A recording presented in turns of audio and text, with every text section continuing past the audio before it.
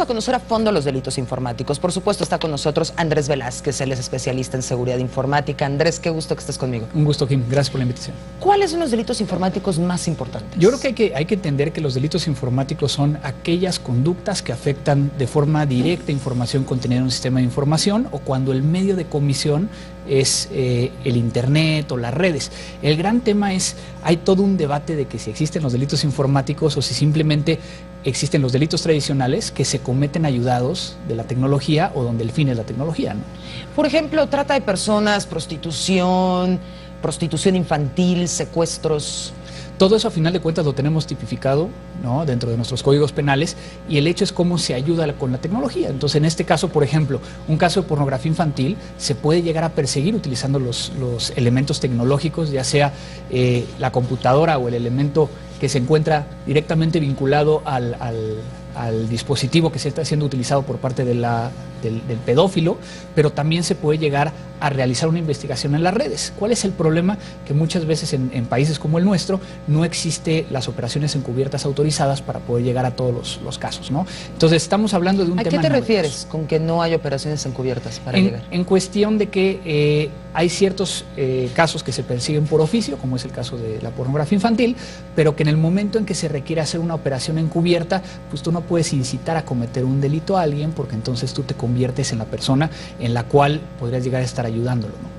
Estos delitos siempre dejan rastro, ciertamente. Es un tema muy interesante que los delitos informáticos se basan en encontrar elementos que se encuentran dentro de tecnología. Muchas veces cuando eliminamos información pensamos que ya no existe, cuando puede llegar a ser que exista todavía dentro del dispositivo y ser un elemento de prueba que pueda ser presentado ante las autoridades. Hay casos muy tristes, por ejemplo, una chica, no me acuerdo si era Estados Unidos, si era Canadá, la muchacha se suicidó porque le habían tomado fotografías pornográficas y el tipo le replicaba en toda clase de redes. ¿Qué puede hacer una persona que enfrenta esta situación? Lamentablemente lo que hay que ver primero es el poder llegar a identificar que está tipificado en el país. Por ejemplo, temas de obtener estas fotografías y divulgarlas, hay ciertos países que no lo tienen. En el caso de México es muy vago si se puede llegar a perseguir. Por ejemplo, el robo de identidad, el crear un perfil con dichas fotografías, en algunos estados no está tipificado. Nos falta legislación. Nos falta legislación. Sin embargo, entonces hay que buscar la forma correcta para poder llegar a, utilizando otro tipo de delito, el presentar las pruebas para poder llegar a encontrar a los responsables. El otro día leía un artículo que hablaba que todo lo que tú dejas en Google deja rastro por todos lados, que tú crees que tienes una cuenta y en realidad el buscador sabe tus preferencias, con quién te comunicas, quién eres, dónde estás, hasta tu geolocalización. ¿Qué cuestiones podríamos tener nosotros para prevenir en la medida de lo posible el robo de identidad y también que estos datos personales se esparzan?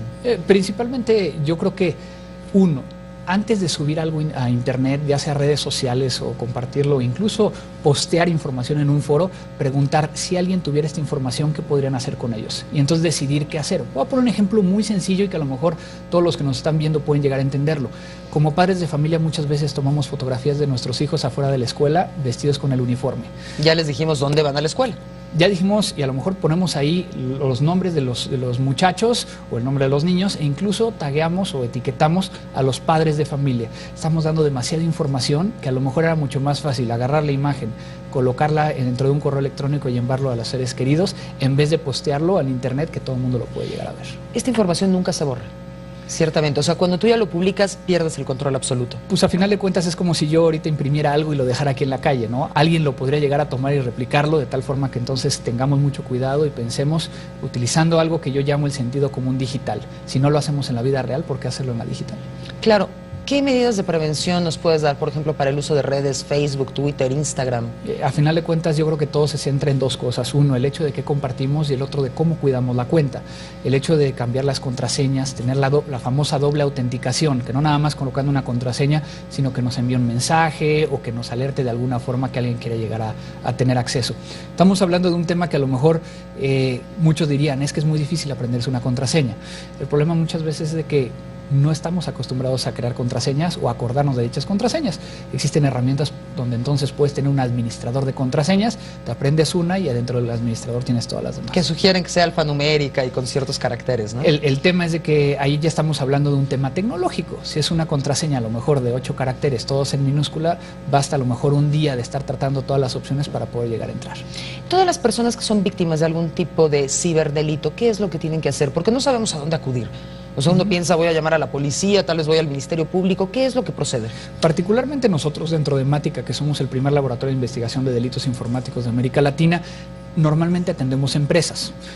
A nivel personal es importante poder llegar a ubicar cuál es la autoridad local que puede llegar a perseguirlo, y muy importante aún, el saber si se puede llegar a perseguir.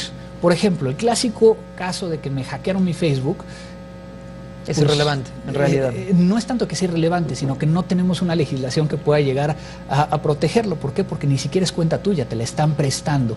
Y aún así, también tenemos el tema de la burocracia, ¿no? El tema de jurisdicciones y demás, que en este caso, en el caso de Facebook, es necesaria una orden judicial, tratado de cooperación mutua, tardan entre un año y medio en poder llegar a recibir la información. Todavía estamos en pañales en ese sentido. Hay mucho en qué trabajar, no estamos perdidos, pero yo creo que lo importante es poder llegar a comunicar qué es lo que está sucediendo en estos temas y que la gente vaya entendiendo cómo manejar su información de tal forma que no caiga en estas situaciones. Andrés Velázquez, te agradezco mucho que hayas estado con nosotros.